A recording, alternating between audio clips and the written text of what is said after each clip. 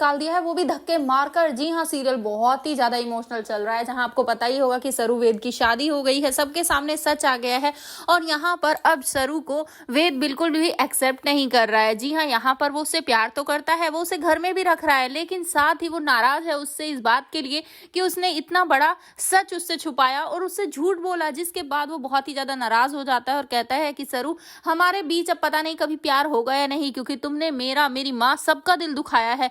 तुम एटलीस्ट बता तो सकती थी ना मुझे सच, क्योंकि तुम्हें पता है कि मुझे तुम्हारे बजाज होने से कोई फर्क नहीं पड़ता, या फिर तुम्हारी जो खरेज वाली हो तुम, उससे भी कोई फर्क नहीं पड़ता। आखिर तुम मुझसे सच बता सकती थी कि तुम कौन हो, लेकिन फिर भी तुमने मुझसे सच छुपाया। जिसके बाद यहाँ अब सरू हाथ जोड़कर माफी भी मांगती है, लेकिन वेद उसे माफ नहीं करता।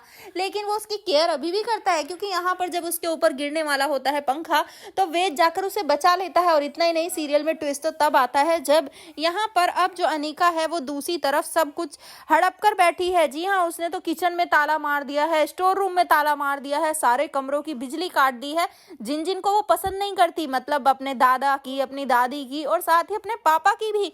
जिसके बाद अब वो घर पर जो लेडी होती है उनसे कहती है कि जल्दी जाओ, इन तीनों का सामान पैक करके लाओ, अब से नहीं, ये इस घर में नहीं रहेंगे, क्योंकि अब ये घर मेरा है, तो इस घर में वही रह सकता है जिसे मैं पसंद करती हूँ, और इन तीनों को मैं बिल्कुल पसंद नहीं करती, क्योंकि इन्होंने मेरी नाक में दम कर रखा था इतने दिनों से। जिसके बाद अब यहाँ पर सब कोई परेशान हो जाता है और चंद्रकांत को तो गुस्सा भी आता है कि तुम्हारा दिमाग खराब हो गया, ये हमारा घर है। जिसके बाद अब यहाँ पर अनीका कहती है, भूल गए क्या वसीयत के हिसाब से अब मैं हूँ इस घर की मालकिन, क्योंकि वो सरू तो असली बेटी नहीं है इस घर की, तो फिर कौन हुआ असली मालिक? मैं।